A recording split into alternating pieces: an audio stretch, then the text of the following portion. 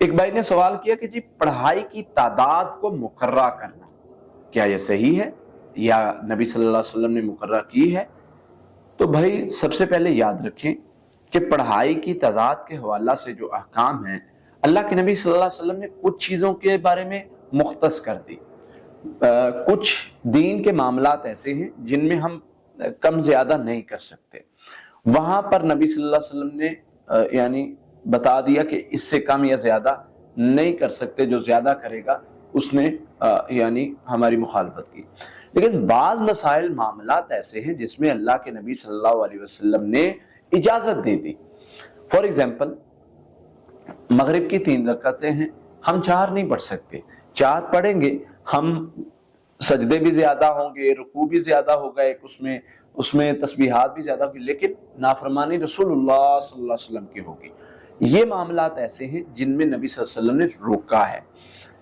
اب کچھ معاملات ایسے ہیں جن میں نبی صلی اللہ علیہ وسلم نے اجازت دی کہ بھائی کھلا پڑھو، جتنا پڑھو سکتے ہو یہ کرو. اب صحابہ فرماتے ہیں نبی صلی اللہ علیہ وسلم نے ہمیں ذکر کرنے کے لیے بتایا، کبھی کوئی ذکر، کبھی کوئی ذکر، کبھی کوئی ذکر، اور اس کا بتایا کہ 100 بار پڑھو گے تو اس کا یہ اجر ہے. لیکن جو اس سے زیادہ پڑھے گا اس کا اس سے بھی زیادہ اجر ہوگا. اٹس مین کہ نبی صلی اللہ علیہ وسلم نے 100 بار ہمیں کمفرٹیبل رکھنے کے لیے بتایا ہے، اس معاملے میں اجازت دی ہے. کوئی 200 بار پڑھتا ہے، 300 بار پڑھتا ہے تو اس میں کوئی ممانعت نہیں.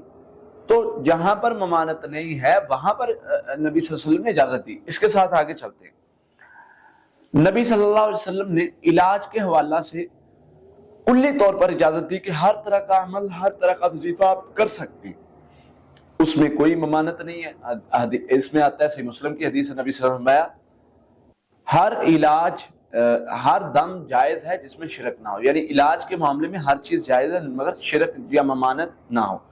اصول دین کے سمجھے تو اس میں بھی معاملات میں ہر چیز جائز ہے، ممانعت نہ ہو، اور دینی عبادات میں ہر چیز کی ممانعت ہے مگر وہ جس کا نبی صلی اللہ علیہ وسلم نے حکم نہیں دیا یا کر کے نہیں دکھایا.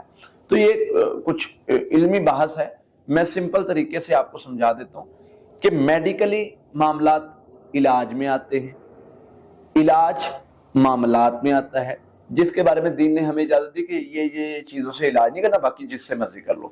اب ہم وہ طریقہ کار ہیں، مثلا دین کا جو ہے وہ آگ سے نہیں داغنا. نبی صلی اللہ علیہ وسلم نے پہلے داغا جاتا تھا، جس کی کوئی چیز ٹوٹ جاتی ہے، خون نہیں رک رہا تو آگ میں ڈال کے اس کو آگ کے وہ گرم کر کے اس سے داغا جاتا تھا، وہ ٹھیک ہو جاتا ہے. اور اس طرح کے مختلف علاج تھے، نبی صلی اللہ علیہ وسلم نے منع کر دیا، ہم رک گئے. حرام چیز سے علاج نہیں کرنا، اس طرح کی چیزیں. ہاں اگر کوئی زندگی موت کی کشمکش اور کوئی دوسرا علاج اس کا ہے ہی نہیں تو وہ ایک راستہ دیا، لیکن باقی چیزوں سے نہیں. اب علاج میں ہمیں باڑ لگا دی کہ ان چیزوں سے علاج نہیں کرنا، باقی جس سے مرضی کرو. تو یہ ہوتے معاملات.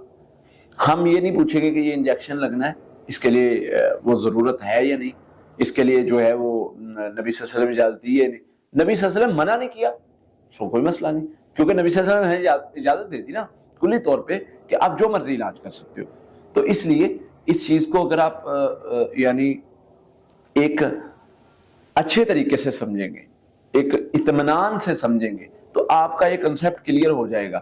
اگر بیچ میں سے وہ غلطی پکڑنے کے لیے ہی سوچتے رہیں گے تو میرے بھائی پھر آپ کا کنسیپٹ کلیئر نہیں ہو سکتا. ہم جو بھی تعداد بتاتے ہیں اس کا مقصد ہوتا ہے کہ شیطان ہمیں شر نہ ڈالے اور مریض جو ہے وہ توجہ کے ساتھ کرے، تاکہ اس کا ایک ٹارگٹ ہو، تاکہ شیطان اس کو ادھر ادھر بھی بھٹکائے تو وہ اسٹرانگ رہے. تو اس کا یہ مقصد ہوتا ہے. اور بعض جگہ پر نبی صلی اللہ علیہ وسلم نے تعداد بتائی بھی ہے، کچھ کو 70 بار، کچھ کو 100 بار، کچھ کو اس سے زیادہ.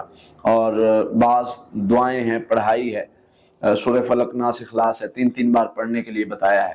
اب ہمارے اوپر جادو ہوگا تو ہم زیادہ پڑھیں گے، وہ تو پہلے کے لیے ہے، وہ تو ایک ویکسینیشن کی طرح ہے کہ جب جادو نہیں ہوا تب پڑھنی ہے، تب پڑھیں گے تو محفوظ رہیں گے. اب جادو ہو گیا ہے تو جب جادو ہو جائے پھر ویکسینیشن کام نہیں ہوتی. مطلب اگر کوئی بیماری اٹیک کر جائے اس کی ویکسینیشن بعد میں کام نہیں آتی، پہلے لگوائی ہو تو بندہ محفوظ رہتا ہے، بعد میں اس کا پراپر ٹریٹمنٹ چلتا ہے. اسی طرح جادو اگر پہلے نہیں ہوا تو آپ حفاظتی پڑھائی 3 مرتبہ پڑھیں گے تو آپ محفوظ ہیں.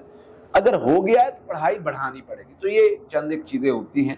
اس میں کوئی کباہت نہیں ہے، کتنی پڑھائی دیتے ہیں، کیوں دیتے ہیں، کیسے دیتے ہیں، تو نبی صلی اللہ علیہ وسلم نے اس کی اجازت دی ہے۔